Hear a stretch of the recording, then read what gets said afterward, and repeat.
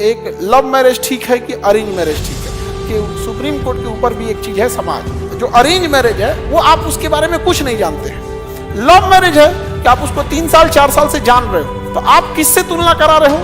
एक इंसान जो लव मैरिज है जिसको आप 4-5 साल से जान रहे हो उससे कंपेयर करा रहे हो जिसे तुम जानते तक नहीं हो, और तब कहोगे कि लव मैरिज ठीक होता है। तो दूसरी शादी करा जाता है तो एक्चुअल में तुम देखोगे तो एक तरह का उसका डिवोर्स हो रहा है। वो मेंटली शादी कर चुका है किसी से। आप देर से कामयाब हो रहे हो। आप समझो, एक बेरोजगार के लिए लड़की अपने माँ बाप से और समाज से कितना लड़ेगी। तुम ही को कहते हैं कि तुम जल्दी कामयाब हो के आओ, इससे पहले कि आप किसी को चांदी का पायल पहनाते हैं, कोई सोने का कंगन पहना चुका होता है। उसके बाद पता चला वो कहीं और फंसल था, तो लव हुआ कहाँ जो लव मैरिज होगा? तो सवाल गलत है, आप तो पहले से फंसल है वहां। अगर लव मैरिज इतना ही अच्छा होता तो सबसे ज्यादा तो यूरोप और अमेरिका में लव मैरिज ही होता है, तो वहां शादियां तो बहुत टिकती। सबसे ज्यादा डिवोर्स वहीं होता है। रीजन समझो क्या होता है।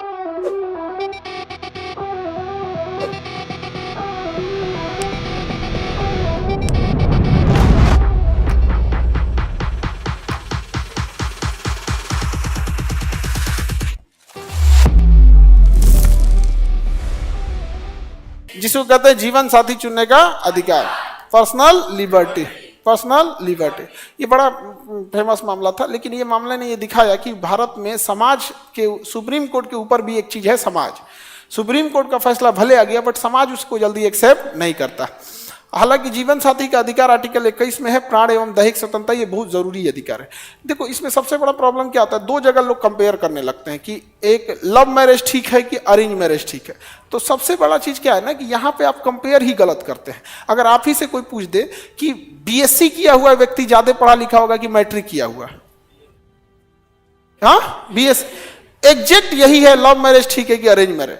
अरेंज मैरिज का मतलब होता है कि आप जिससे शादी करने जा रहे हैं आप उसको अभी जानते तक नहीं है। खूब से खूब एक आध बार फोटो वोटो देखें, आज का जमाना आ गया है तो लोग मिलवा भी देते हैं 10-15 मिनट के लिए, चल भाई तुम देख ले यहाँ पे बातचीत कर। अब इसमें तुम लोग अब इसमें तुम हंसेगा और उसके बाद कहेगा कि हम ग्रेजुएट होके आए हैं, आप समझे। उसके बाद आप कहोगे कि इंग्लिश मीडियम वालों का रिजल्ट ज्यादा हो जाता है। आप बताओ इसमें कौन सी चीज थी जो आप लोग एकदम हंसने लगे? तो इससे हमको नहीं होता, बट हम देखते हैं तो अपने दिखता है कि ये भीड़ जब यहाँ से क्लास खत्म होकर जाएगी तो क्या बनेगी। थोड़ा अजीब टाइप का लगता है। आप अपने आप को थोड़ा अलग रखो, you are student of KGS.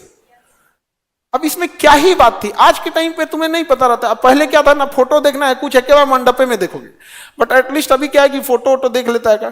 तो जो अरेंज मैरिज है वो आप उसके बारे में कुछ नहीं जानते हैं। लव मैरिज है कि आप उसको 3 साल 4 साल से जान रहे हो, समझा गया कि नहीं आ गया? आप उसके पॉजिटिव निगेटिव, क्या खाने में पसंद है, क्या रूटीन है, सब चीज जान रहे होते। तो आप किससे तुलना करा रहे हो? एक इंसान जो लव मैरिज है जिसको आप 4-5 साल से जान रहे हो उससे कंपेयर करा रहे हो जिसे तुम जानते तक नहीं हो, और तब कहोगे कि लव मैरिज ठीक होता है। तब उस हिसाब से मैट्रिक के आगे बीएससी वाला भी ठीक होता है, आप समझे।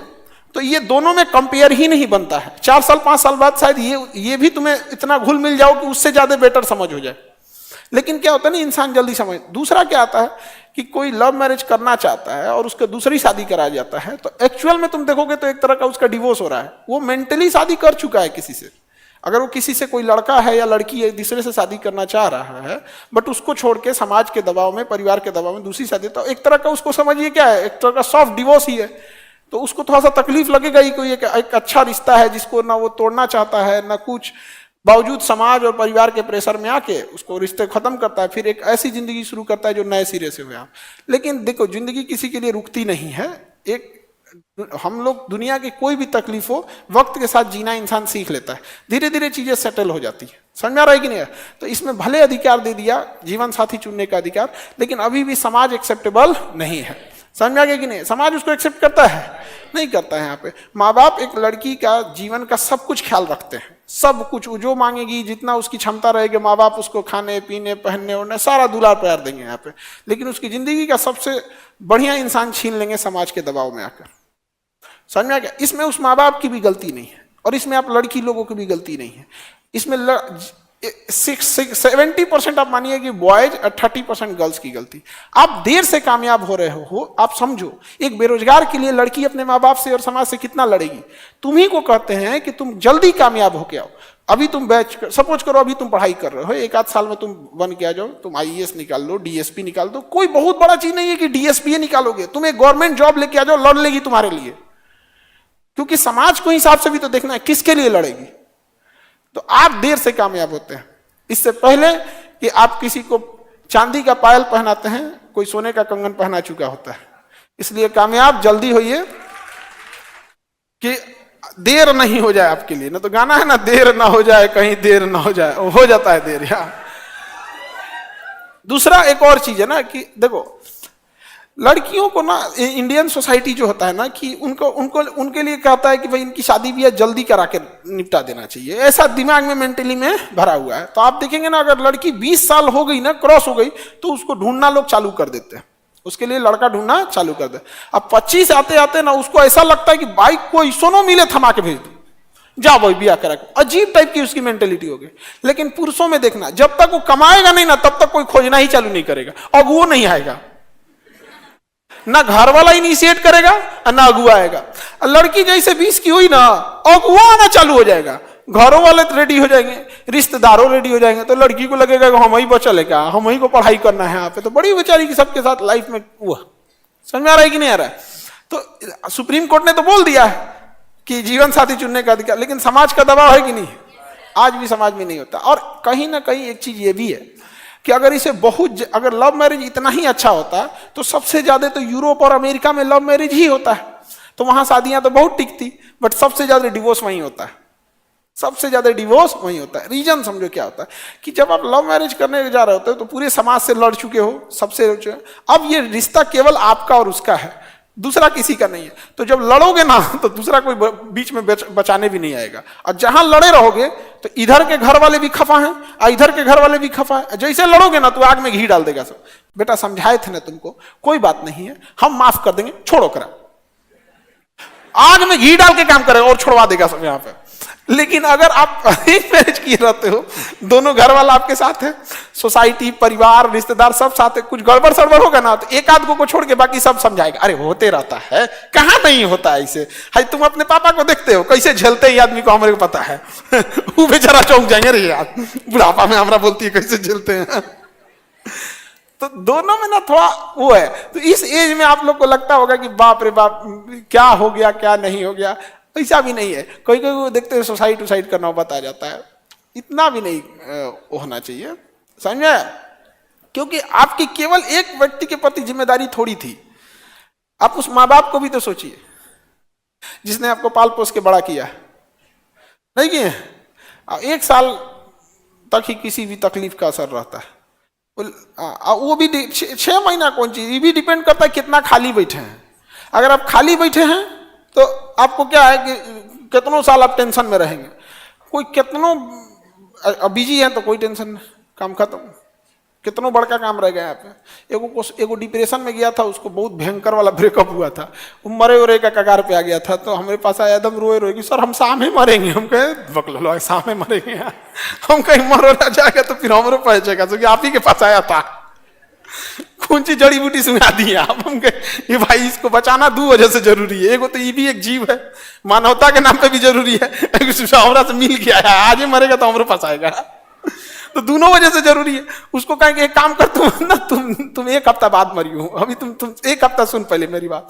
उसको हम लगा दिए, कहे तुम 1 हफ्ता KGS के लिए समर्पित हो जाओ। तुमको इतना पढ़ाई लिखाए, इतना तो मांग ही सकते हैं, 1 हफ्ता तुम KGS का काम करो। अब उसको हम सब समझा दिए सबको कि तुम इसको रनिंग में लगाना। तो सबसे ज्यादा मेहनत का काम होता है रनिंग का यहाँ KGS में। अब वो सुबह 4 बजे लड़का गेट खोलने में चलाता है, सुबह 4:30 बजे गेट खोलना पड़ता है पूरा सुबह वाले बैच के लिए। तो उसको चाबी दे के रात में सो गया कि सुबह सुबह गेट खोलना। वो आराम से गेट खोल रहा है, जैसे गेट खोला 500 लड़का घुस गया दरदरा के, कचार हिन्ने छिला गया, ये छिला गया उसका ऐसे ऐसे।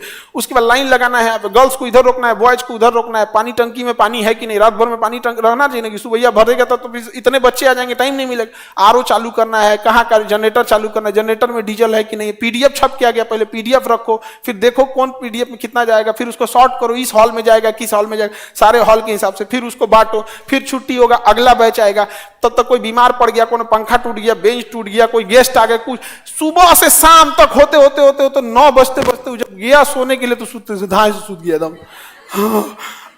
सुबह उसको फिर उठा रहा है, भाई रनिंग रनिंग रनिंग रनिंग वाला उठ। वो एक हफ्ता में इतना दिमाग नोचा गया ना उसको, वो जहां तहां रहता था ना तो उसको टेंशन नहीं रहता था, खड़े खड़े कहीं टेक लेके सोने लगता था। बाप बाप इतना उसको हुआ, 1 महीना बाद ना उसको याद हो जो आता था एकदम धुंधला हो गया। समझ गया? तो आप कितना खाली बैठे हैं यही होता है। लड़कियों को ज्यादा तकलीफ होता है किसी चीज में, देखिएगा, क्योंकि आपके पास समय कंपेरेटिवली ज्यादा है। इसलिए देखिएगा फिल्म में ना हीरोआ मर जाएगा तो हीरोइनिया एकदम पागल हो जाएगी, नागिन उगिन बन जाएगी अगले जन्म में। अगला जन्म तक इंतजार करेगी किस चीज के लिए? बदला लेने के लिए। हीरोआ जहां मरेगा नागिन बन जाएगी, भूत बन जाएगी, चुड़ैल बन जाएगी, अगला जन्म में भी ओकरा ले जाएगी, क्योंकि खलिया बैठल थी। पुरुष सब में देखना ना, हीरोइन मर गई ना तो घूम घूम गुंडवन सबको मार देगा, बदला पूरा हो गया, अब फिर इधर मुस्कुरा देगा। लड़कों का दिल होटल होता है, होटल, चाहे जितना बेहतर हो, यहां परमानेंट ही किसी को रहने नहीं देता है। आगे बढ़े। ये देखो कह रहा कि सर ब्रेकअप के बाद हम भी तब केजीएस में आएंगे, वैकेंसी बंद, मार मारेंगे, इतना होश में आ जाओगे।